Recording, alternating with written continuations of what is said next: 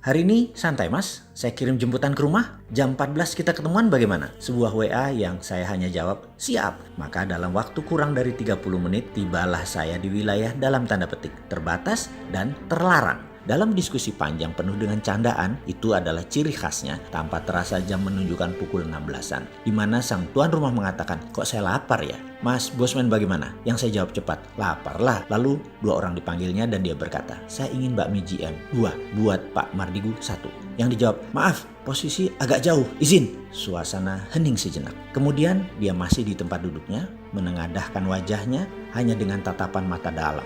Yang kemudian dengan nada pelan dia melanjutkan perintahnya dengan pernyataan darinya. Saya suka kuahnya masih hangat. Siap, itu saja satu kata keluar dari dua orang yang berdiri dengan sikap sempurna. Saya tahu di otak keduanya pasti berpikir keras bagaimana caranya kuahnya masih hangat. Artinya harus cepat-cepat. Ternyata kurang dari 20 menit kami pun dihidangkan apa yang diperintahkan tadi. Saya dalam hati berkata, gak ada kenikmatan selain kenikmatan berkuasa dan berdaulat rupanya.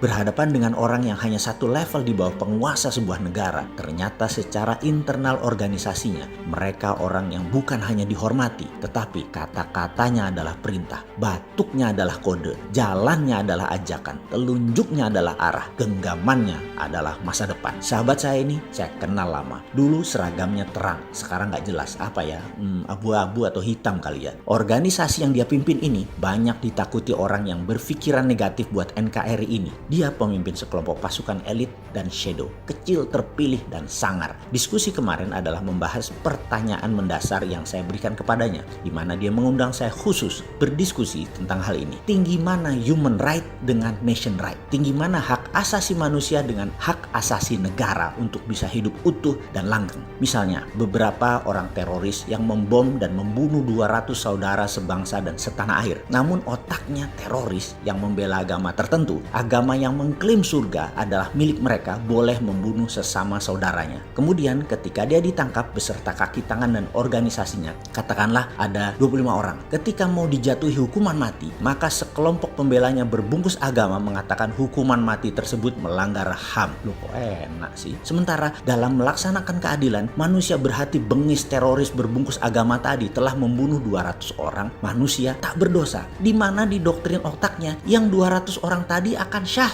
masuk surga. Jadi dia sang pelaku dan perancang tindakan pembunuhan tadi tidak merasa berdosa. Dan pendukungnya juga merasa ini semua melaksanakan perintah Tuhan. Atas nama HAM, hak asasi manusia, mereka berlindung. Bagi saya, dan ini saya katakan ke beliau, itu mereka melanggar dua hal, human right dan nation right. Maka jawabannya, hukumannya mati. Ada hal yang pasti kita pegang erat-erat di dalam bernegara adalah jangan pernah ubah pondasi bernegara, yaitu nation right, nation interest, dan survival of the nation. Ini di atas segalanya di dalam bernegara. Dan dalam pelaksanaannya ada 7 pilar, yaitu IPOLEXOS, Budhankam, ideologi, politik, ekonomi, sosial, budaya, pertahanan, dan keamanan. Jadi sesuai undang-undang, presiden bekerja dibantu oleh para menteri. Maka pecah 7 saja kementerian dengan masing-masing terdiri dari 4 alias hanya 28 departemen. Kelar sudah bernegara, gak usah banyak-banyak, sederhana. Namun ya gak sesederhana sekarang cuman pakai MMT satu menteri doang, jabatannya ad hoc lagi, apa-apa dia lagi,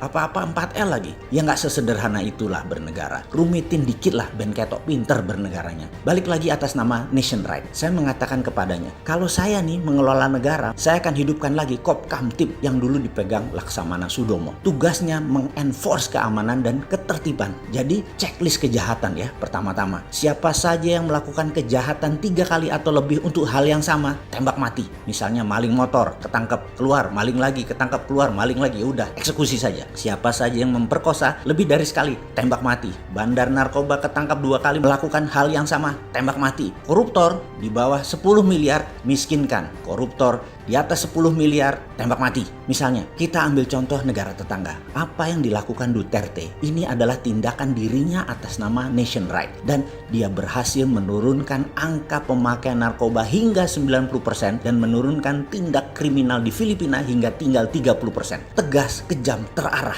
Itu baru pemimpin. Siapa organisasi resmi negara yang akan menjalankannya? Ya organisasi ini. Demikian jawaban singkat saya kepadanya. Lapor nggih ke RI 1 dan jajaran yang berkepentingan. Kriminal di Indonesia harus diselesaikan secara adat, secara nation right. Tak perlu semuanya dieksekusi. Efek jerah pasti didapat. Berhamburan mereka lari ketakutan sisanya.